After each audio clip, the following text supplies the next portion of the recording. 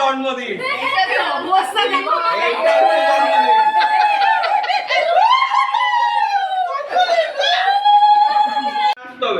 জন্মদিনে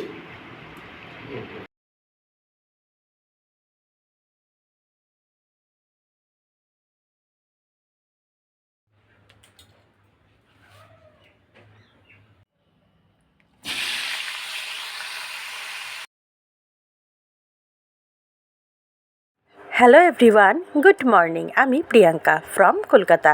আমার চ্যানেল প্রিয়াঙ্কা বণিক ব্লগের আরও একটি নতুন ভিডিওতে আপনাদের সকলকে জানাই স্বাগত। রাধে রাধে বন্ধুরা, সকলেই কেমন আছেন? আশা করব আপনারা সকলেই যেই প্রান্ত থেকে দেখছেন সবাই ভালো আছেন এবং সুস্থ আছেন, আর আপনাদের আশীর্বাদে আমরাও ভালো আছি। দেখতে দেখতে একটার পর একটা উৎসব কিন্তু কেটে যাচ্ছে। আমরা মেতে আছি সেই আনন্দগুলিকে আঁকড়ে ধরে রেখেই জীবনের আগামী পদক্ষেপে এগিয়ে যাচ্ছি। আর এটাই তো জীবন, তাই না? দুঃখটাকে পাশে রেখে আনন্দটাকে আঁকড়ে জড়িয়ে এগিয়ে যাওয়ার নামই কিন্তু জীবন। তো আজকে সকালে ঘুম থেকে উঠে ছাদে আসলাম। আজ মঙ্গলবার, তো চলুন আপনাদেরকে সঙ্গে নিয়ে সকাল থেকেই আজকের ব্লগটা শুরু করে ফেলি। আজকে কিন্তু বেশ কয়েকদিনের ব্লগ। অনিকেতের জন্মদিন, মানে আমাদের ননাইয়ের জন্মদিন, ওর ডাকনাম ননাই। তারপরে আমাদের ভাইফোঁটার খাওয়া দাওয়ার সঙ্গে আজকের রান্নাবান্না। আশা করব আজকের ব্লগটা আপনাদের বেশ ভালোই লাগবে। তবে যেটা সবথেকে বেশি ভালো লেগেছে, আমার ছাদে এসে এত ফুল দেখে সত্যি আমি আজকে ভীষণ খুশি। আজকে ছট পুজো, তো আমার পরিবারের সকল সদস্য, মানে যারা নন বেঙ্গলি সদস্য আছেন, তাদের সকলকে জানাই ছট পুজোর অনেক অনেক শুভেচ্ছা। তো চলুন প্রথমেই অনিকেতের বার্থডে সেলিব্রেশনটা দেখিয়ে দিই। তবে এখানে ছোট্ট একটা ব্লান্ডার হয়ে গেছে। কেক কাটার মুহূর্ত আর রেস্টুরেন্টে গিয়ে খাবারের মুহূর্ত আমার ফোন থেকে ডিলিট হয়ে গেছে। কি করা যাবে, যেইটুক আছে সেইটুকুই তুলে ধরলাম। তবে ননায়ের যে জন্মদিন 23 অক্টোবর, আমরা তো জানতাম না, তাই কি করা যাবে, দোকানে গিয়ে আপনাদের দাদাভাই বলল কেকটা আমিই দিচ্ছি, তাই কেকটা আমরা গিফট করেছিলাম ওকে। তো কেক কেটে আমরা কেকের সাথে একটা করে চিকেন পকোড়া বাবুদাদা এনেছিল, খেয়ে চলে এসেছি ছাদে। আর ছাদে এসে হুড়োহুড়িটা দেখতেই পাচ্ছেন, মানে শুভ তো ব্যস্ত করে তুলেছে, ওটা শিখাদির ছেলে, আর এইটা আপনাদের দাদাভাই ফাটিয়ে দিল। আখি তো চেষ্টা করে করে পারলই না। তো যাই হোক, খুব মজা টজা করে আমরা এখন চলে আসলাম। এই যে আপনাদের দাদাভাই, শিখাদি, বাবুদাদা, শুভ, আখি, মানে ওর ডাকনাম মামুন, আর যার জন্মদিন, বার্থডে বয় তো ফোন দেখতেই ব্যস্ত। তো আমরা অনেক কিছু খেয়েছি, chicken biryani, chicken chaap, butter naan, chilli chicken, fried rice, ice cream, অনেক কিছু খাওয়া দাওয়া হয়েছে।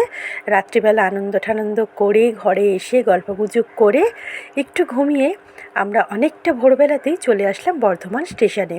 এখন আমরা বাড়ি ফিরব, তাই স্টেশন থেকে ট্রেন ধরব। তো এসে দুদিন একটু ক্লান্ত হয়ে গেছিলাম দেখে আপনাদের সঙ্গে দেখা হয়নি।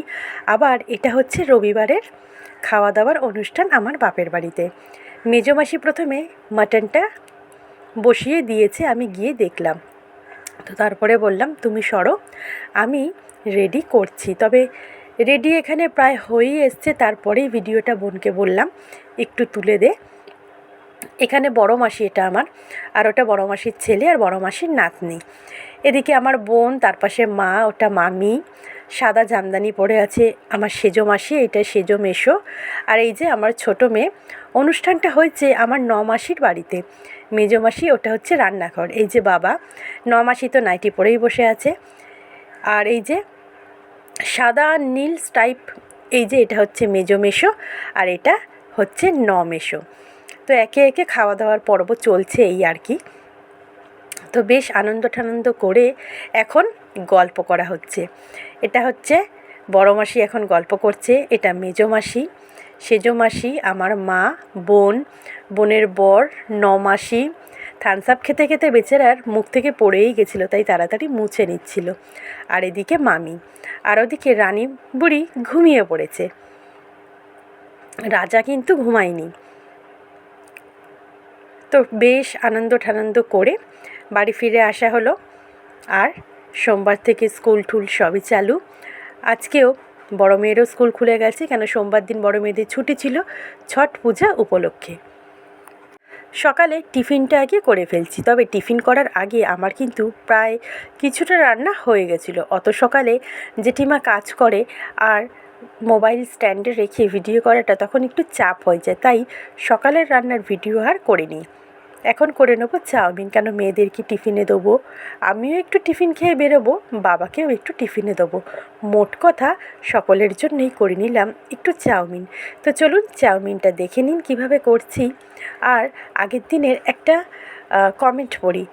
উমার গল্পকথা চ্যানেল থেকে দিদিভাই অনেকটা বড় কমেন্ট করেছে, তোমার কথাবার্তাগুলি খুব ভালো লাগলো, রান্নাবান্না খুব সুন্দর, ভাইফোঁটার অনুষ্ঠান বেশ ভালো লেগেছে। তবে ভাইফোঁটার ব্লগে কমেন্টটা কেন জানি না অফ, আমি কিন্তু ওটা অফ করিনি। তাই ওখানে যারা যারা কমেন্ট করতে পারবেন না তারা আমার আজকের ভিডিও বা আরও অন্য কোনো ভিডিওতে কমেন্ট করে জানাতে পারেন। এই যে আমাদের ছোট্টখাট্ট অনুষ্ঠানে সবাই মিলে একত্রিত হয়ে যে আনন্দটা করা, এটা কিন্তু বেশ ভালো লাগে। আর এই বর্তমান যুগে কিন্তু ভালো থাকার চেয়ে ভালো আছি সেটা দেখানোটা বেশি গুরুত্বপূর্ণ হয়ে উঠেছে। জানেন তো, এই শহরটা খুব সুন্দর হলেও শহরের মানুষগুলি কিন্তু বহুরূপী। বাকি রইল সৌন্দর্য। সৌন্দর্য শুধু চোখকে আকর্ষণ করে আর ব্যক্তিত্ব হৃদয়কে। কথাটা একটু হলেও ভেবে দেখবেন, একজন ভালো মনের ব্যক্তিকে আমরা সবাই কিন্তু ভীষণ ভালোবাসি আর বহু দিন পর্যন্ত আমাদের স্মৃতিতে রয়ে যায়। তাই বাইরে থেকে সৌন্দর্য নয়, ভেতর থেকে সৌন্দর্য হয়ে উঠতে হবে আমাদের সকলকে।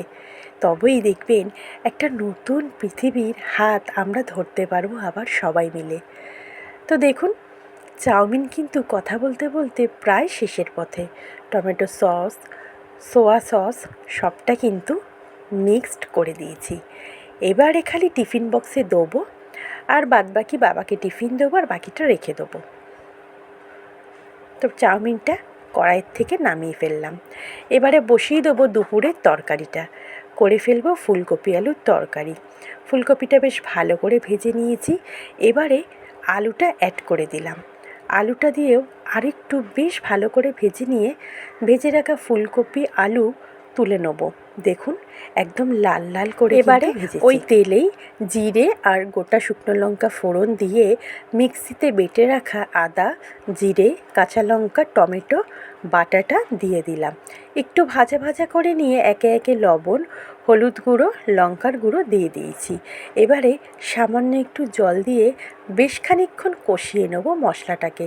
তারপরে ভেজে রাখা আলু আর ফুলকপিটা দিয়ে আবার খুব ভালো করে কষাবো, মশলা থেকে তেলটা ছেড়ে আসছে।